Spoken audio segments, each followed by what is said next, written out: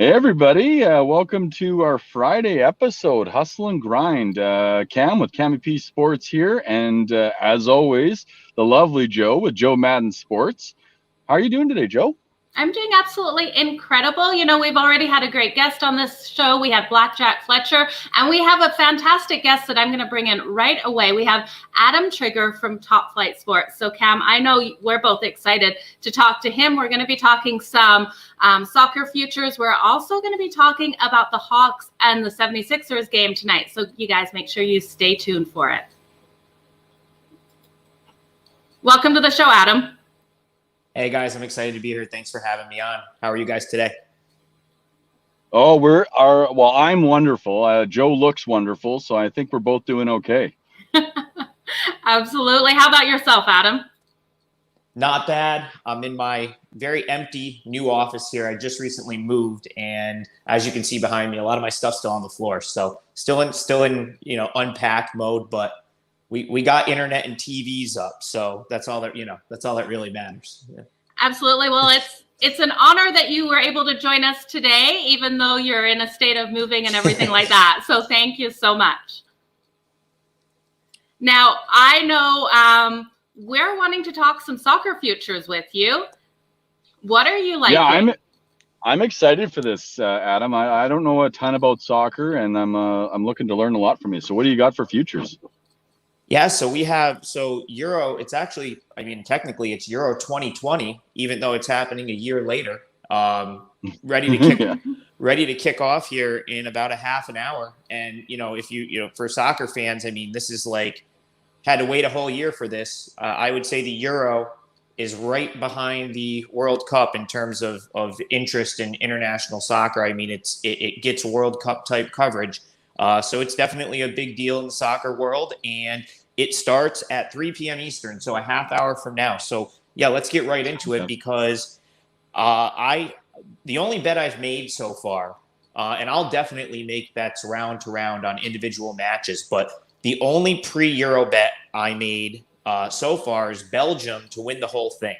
And I actually got a very good price on this at Bet Rivers. I got plus 750, which was the best I saw out there. But even I see a lot of books with ranging from plus 550, plus 600, plus 650. I would say anything in the five. I think that was the only 750 I saw. Anything in the 550 to 6-1 range is pretty good for this. And my thought process here is this. So Belgium has kind of we've been hearing about Belgium's golden generation in soccer for almost a decade now. About 10 years ago, guys like, Romelu Lukaku, Axel Witsel, Kevin De Bruyne, Eden Hazard, among others, were youngsters. There was a real, this was going to be the team, going forward that was really going to kind of burst onto the world football stage. And it's not that they haven't been, because right now Belgium is actually the number one rated team in the world. And to date, they're the only team that's ever been rated number one in the world that has not won a Euro or a FIFA World Cup. Wow. And so that's kind of the knock on Belgium right now is that, it's been almost 10 years. All of these guys have really had great careers. They've blossomed into the players that many have expected them to be. De Bruyne is at Man City. Lukaku's been, played for major clubs. Eden Hazard. They've all been in the conversation with, some of the best in the world. And we just haven't really seen, aside from a third place finish at the World Cup in 2018, they really haven't won anything. And I just think if this team is ever going to lift a trophy, it's going to be here because I don't think I think when you talk about the World Cup coming up next year, and then the South American teams are mixed in, add in the fact that England is probably, even though England's one of the favorites in this competition, or they're one of the favorites in this competition, they're still kind of young, in my opinion. They'll probably be better served a year from now when we're talking about World Cup 2022. So I just think that the sort of the cards sort of fall nicely for Belgium here. I think they have a very reasonable group. They open group play tomorrow with Russia. The match is in Russia, but I'm really not impressed with this Russian side. And the other teams in the group are Denmark, who's a nice upstart team. They're kind of like the sexy pick right now. I keep hearing a lot of Denmark to advance. They seem like the trendy underdog pick right now. Mm-hmm. I don't necessarily disagree with it, but you got Finland, who's arguably one of the worst teams in the tournament. So I think Belgium will win their group, and I still think this team is really good. And it's just they had, like I said, they had a third place finish at the World Cup in 2018. They are the number one team in the world right now. And anytime you bet futures in any sport, it's less about I think this team is going to win and more about I think I'm getting the best bang for my buck. And I definitely think that's the case with Belgium. England is priced similar to Belgium, and England just has always failed on the big stage when they get to the later rounds of these tournaments. And again, I still think they're probably a year off. I think I'll probably target England more in World Cup 2022 than this year. But some of the other big names, so you've got a group in this tournament that's Portugal, France, Germany, and Hungary. So that's, and some of those matches are in Hungary. So one of those sort of big guns that's among these sort of the elites, Portugal, France, Germany, one of them's probably going home early. Yeah. And, Portugal won this tournament back in 2016. I don't know that it's hard to repeat, and I don't know if I can see them repeating. And to me right now, like Germany and Spain are just a step down from where they usually are. So it's almost like by process of elimination, I think France is really good, but again, France is in a very, very difficult group coming out of, it'll be difficult for them to come out of their group.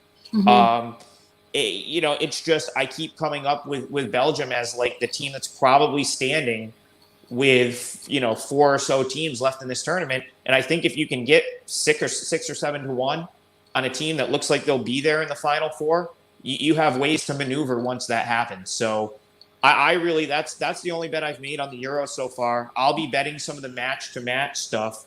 And then, of course, I guess just to give a little bit of a lean here, Belgium plays their first round match tomorrow. They play Russia. It's in Russia. Again, -120 on Belgium. I obviously, if I like them to win this thing, I think they can win that match. Yeah. The only reason I haven't bet it yet is because a draw wouldn't be the worst thing in the world for them, which obviously the -120 to win in regulation would lose. But I do think the Belgians are much superior side to the Russians. They've actually hammered them the last couple times they've met up in either in any international competition or in Nations League or friendlies. So I'm kind of all in on this Belgium team.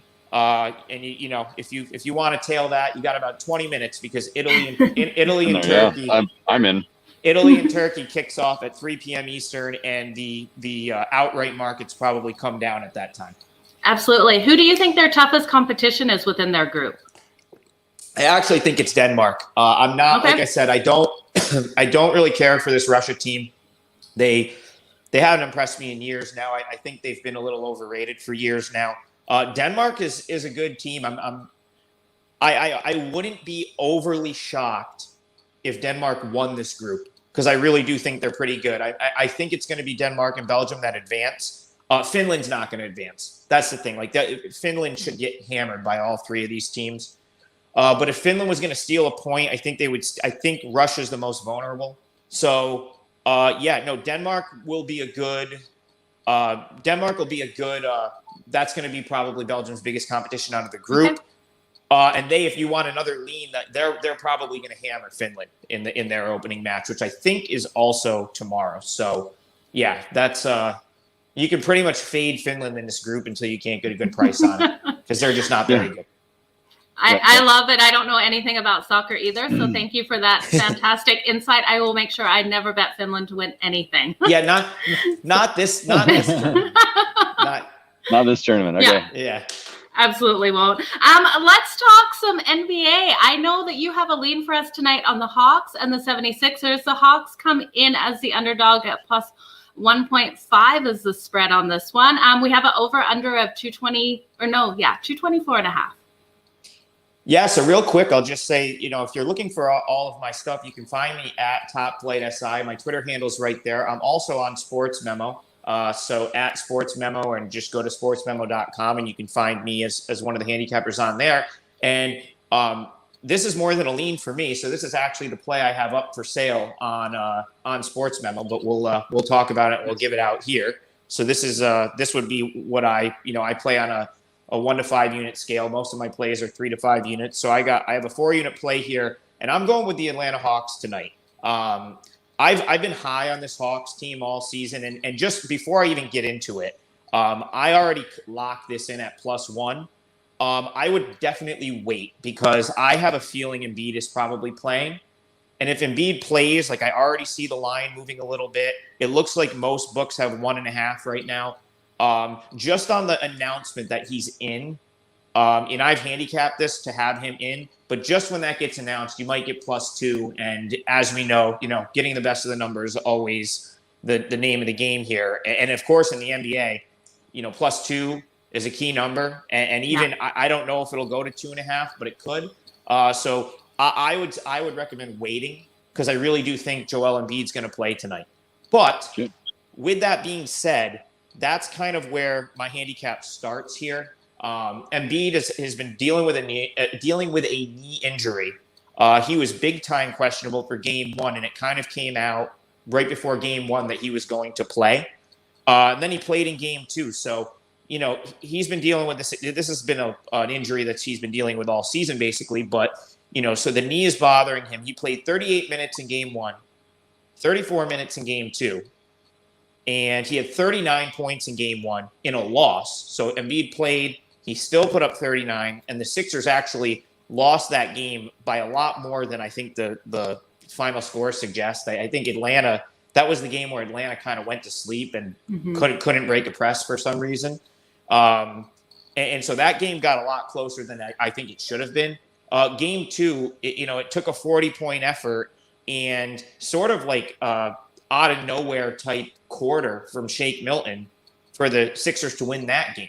So I think you come into game 3, and if Embiid plays, I don't know that he's going to hit that 38-minute mark again, and I don't know that the Sixers are even going to allow him to, because this is a 7-game series, and I don't think it would be the end of the world for Philly if they end up losing here.